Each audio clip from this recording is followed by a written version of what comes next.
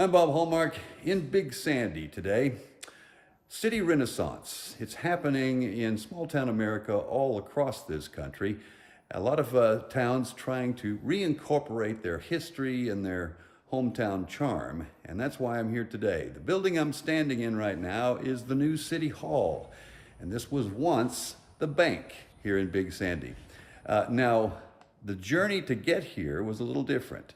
As I mentioned, towns are trying to do, renovation and restoration processes to restore the charm and elegance of their original hometown look. And to talk a little bit about how we got here, we're joined now by Laura Rex. Laura, you're a bit of a knowledge bucket on how this happened too. Now Yes, sir. you're with the city. Go ahead and tell everybody what you do. I'm the city secretary and city administrator for the city of Big Sandy. Okay. Well, let's start at the beginning. This was actually an old Masonic lodge at one point. It was a bank at one point. The building is about 100 years old, or nearly 100 years old. Yes. And it's part of the old downtown section. When did this idea come up to actually move City Hall here? Well, approximately 5 years ago, the Masonic Lodge came to us, and they were going to be combining with the Gilmer, Texas unit, and they wanted to know if the city was interested in purchasing the building. And then Mayor Sonny Parsons really wanted to see this building be saved and possibly restored to its original historic condition. So he took that proposal to the city council at the time, and about 5 years ago, the city purchased the building at his urging. Now, this was not without some debate, I'm sure, because we're going to show you some pictures here. The building was a challenge.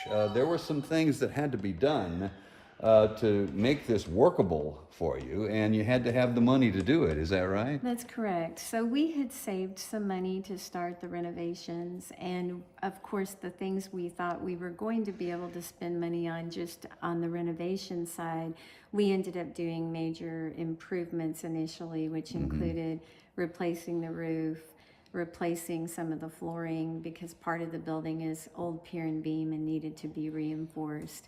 So we did save money for a considerable period of time to start the project, and we did end up having to spend more money than we initially thought, but it was definitely worthwhile. And the entire time our objective was to keep as much of the historical aspect of the building as affordably as we could. And there we go.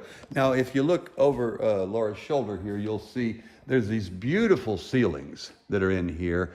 And a lot of the wainscoting and trim has intricate design on it as well.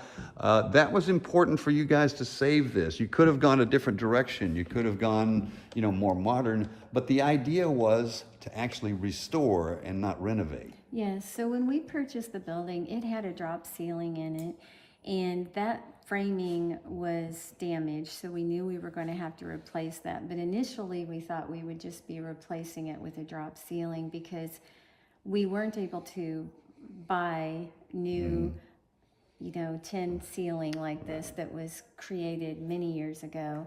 But we were able to find a craftsman in our area who actually specializes in this type of restoring. And he was able to come in and restore the ceiling, Mr. Tim Dunham, actually for less money than what the new drop ceiling would have been. So ultimately, it was the most financially sound decision, but it also restored the original ceiling. Now, on a side note here, what's it like to be able to now work in a building like this? I mean, you're working in a piece of history, actually. We come to work every day, so thrilled to be here. It's just a beautiful thing to see something that has been here for so long, for us to be able to restore it. And we know that we've had so many people in our community that have come in since we relocated here in April, and they just are so amazed at what we were able to do. And it makes them very proud that we are actually here working out of a building that is actually part of our history. And I think it ties a community together. When they come in and they see the past, it excites them that we're not just tearing all these old buildings down, but we've actually kept this part of history. And when they walk through the doors, even for a few minutes to pay their bill, they're part of that history too. And I'm guessing that your best hope is that you have a renaissance of the downtown area, that you have a restoration of all of it, right? Yes, and we have seen some of that. Of course, have other buildings down here that can be renovated, and a lot of those buildings are starting to fill up now, and we're seeing more activity here on the street, and we just love the idea that we too have some city activities planned starting as early as October that will incorporate the street, the use of the downtown area. So yeah, it's really great to see. Big Sandy is not without some fame already. They actually are on quite an impressive rail list at this point. Explain that, Sure. you actually have some worldwide Sure. recognition. So there's an organization called Virtual Railfan, and it's a YouTube-based channel, and they have locations, I believe, at over 75 sites around the world where rail fans, people who enjoy watching the trains, they ask these people to go into different places and set up cameras where there's 24-hour video activity of the trains coming and going in your community. And about 3 years ago, we were approached by Railfan because we have a unique situation. It's called the Crossroads of East Texas at times, because we have train tracks that go both west and east and north and south out of Big Sandy. And so that's what is called the tracks right out. Actually, we can watch it from our front City Hall window now. But they came to us about 3 years ago and came and installed cameras, and so that's been set up now for 3 years, and we have a regular following that monitors Big Sandy trains day and night, 7 days a week, 24 hours a day. I guess the final thought here is the best case scenario is that you've preserved something that's very charming, as it's almost a Mayberry type quality. And I'm guessing that's the most satisfying point for you, is that there are still places like this in East Texas. Absolutely, and there's such a need. There's things we learn even every week as we're in the building. We've learned recently that, our wall is 3 layers of brick deep, and so that helps with sound quality, heating and cooling.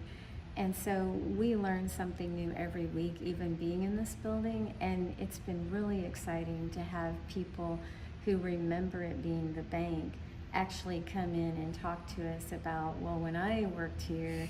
And so we're learning stories that people are sharing with us that if we had never moved into this building, we would never be hearing. So we're learning even more about the history of Big Sandy, but we love being here. It's wonderful. Okay. Laura, thank you so much. You're very welcome. All right. And we will have much more on this story tonight on KLTV 7 News. For KLTV Web Extra, I'm Bob Hallmark.